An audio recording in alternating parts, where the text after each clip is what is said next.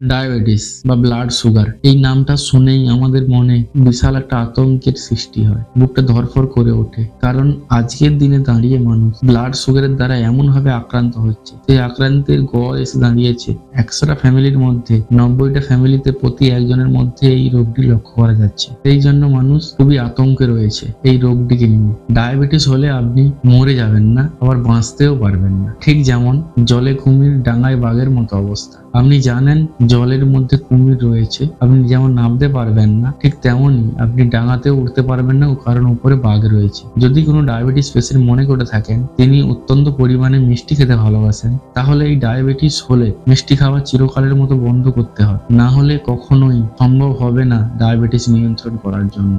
নমস্কার, health guide চ্যানেলের পক্ষ থেকে সবাইকে অসংখ্য ধন্যবাদ জানাই এই চ্যানেলে জুড়ে থাকার জন্য। আজকের আমাদের আলোচনার বিষয় হলো কোন কোন খাবার আছে যেগুলি খেলে আমাদের ডায়াবেটিস রোগ নিয়ন্ত্রণ হয় না, উল্টে বেড়ে যায় চচ্চর করে। এই খাবারগুলো সম্পর্কে মানুষের কোনো আইডিয়াই নেই যে কোন খাবারগুলি খেলে আমাদের ডায়াবেটিস বেড়ে যায়। সেই খাবারগুলো না জেনে শুনে সেই খাবারগুলি খেয়ে ফেলার ফলেই ডায়াবেটিস রোগ নিয়ন্ত্রণ হয় না, উল্টে বেড়ে যায়। এমনও কিছু কিছু পেশেন্ট আছে আমাদের এসে কমপ্লেন করতে যে তারা তো রাতে ভাতও খায় না, তবুও তাদের ডায়াবেটিস কমছে না। আপনি কি জানেন যে রাতে যে ওই রুটি খাওয়া হয়, ওই রুটির মধ্যেও কার্বোহাইড্রেট রয়েছে যার থেকে সুগার হয়। এইসব সমস্ত কিছু খাবারের সম্পর্কে আজকে আলোচনা করার জন্যই আজকে আমার এই ভিডিও বানানো।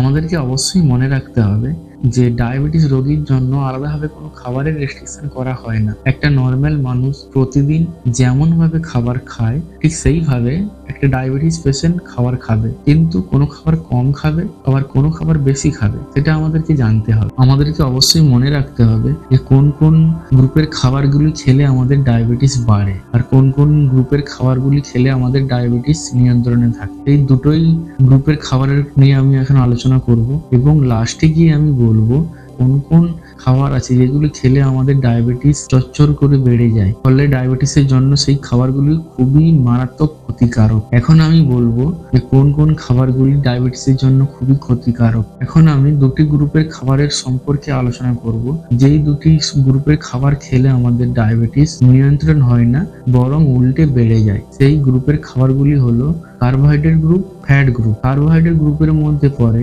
চাল, ডাল, মসুর ডাল, যে কোনো ধরনের রিফাইন আটা, ময়দা, ওটস আর ডালিয়া। এই খাবারগুলির মধ্যে অত্যন্ত পরিমাণে শর্করা থাকে, যার ফলে ডায়াবেটিস বেড়ে যায় খুবই। ফ্যাট গ্রুপের মধ্যে যে খাবারগুলি পড়ে সেগুলো হলো chocolate cake, dark chocolate, cheese, tuna fish. এগুলো আমাদেরকে খাওয়া বর্জন করতে হবে, না হলে ডায়াবেটিস নিয়ন্ত্রণ হবে না। যে দুটি খাবারের গ্রুপের কথা এখন আলোচনা করব, সেই দুটি গ্রুপের খাবার ডাক্তারবাবুরা অবশ্যই খেতে বলে, কারণ এই দুটো গ্রুপের খাবার শরীরে ডায়াবেটিস হলে অত্যন্তভাবে প্রয়োজন হয়। ফার্স্ট হলো প্রোটিন গ্রুপ। প্রোটিন গ্রুপের মধ্যে মাছ, মাংস, ডিম খেতে বলে ডাক্তারবাবুরা, কারণ শরীরের অত্যন্ত দুর্বল ভাব চলে আসে ডায়াবেটিস হলে। এই দুর্বল ভাব দূর করার জন্য আমাদের শরীরে প্রোটিনের প্রয়োজন হয়। সেই প্রোটিন এই মাছ, মাংস, ডিম খেলে আমাদের শরীরে প্রচন্ড পরিমাণে প্রোটিন তৈরি হয়। আর বলে ফাইবার জাতীয় খাবার খেতে আমাদেরকে।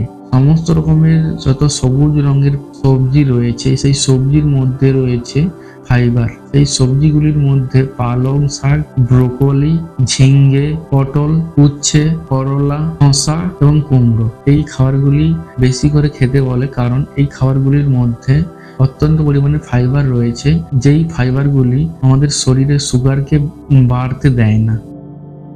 আর কিছু কিছু খাবার আছে সেই খাবারগুলি হাই প্রোটিন হওয়ার কারণে সেই খাবারগুলিকে খাওয়া যায় না। আম, কাঁঠাল, গাজর, শুয়োরের মাংস, এই খাবারগুলিকে কখনোই বেশি পরিমাণে খাওয়া যাবে না। বেশি পরিমাণে এই খাবারগুলি খেলে সুগার নিয়ন্ত্রণ করতে বাধা দেয় এই খাবারগুলি।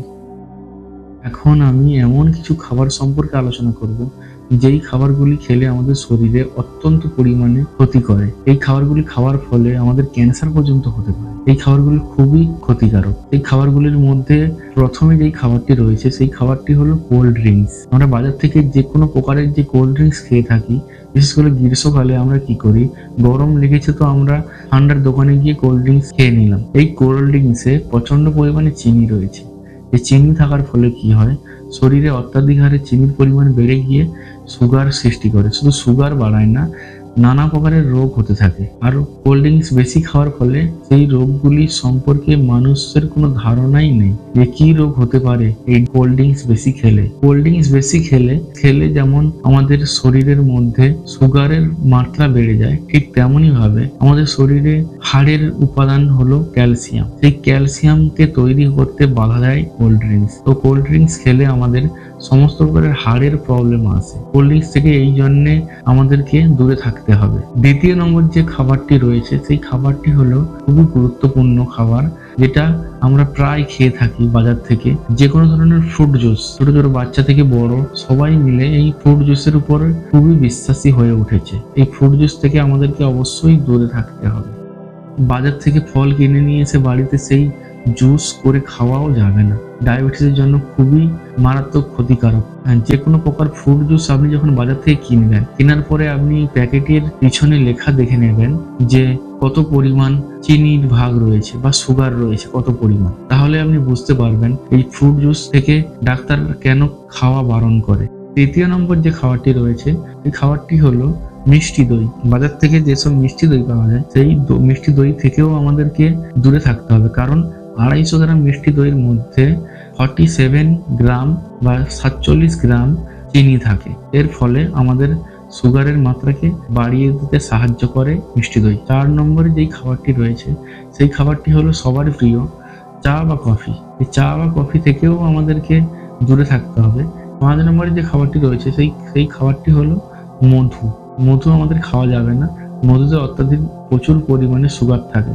ডায়াবেটিস রোগীর ক্ষেত্রে কোন কোন খাবার আমাদের খেতে হবে সেই নিয়ে আমার একটা ভিডিও বানানো আছে। সেই ভিডিওর লিঙ্কটা আমি আমার এই ডেসক্রিপশনে দিয়ে দেবো।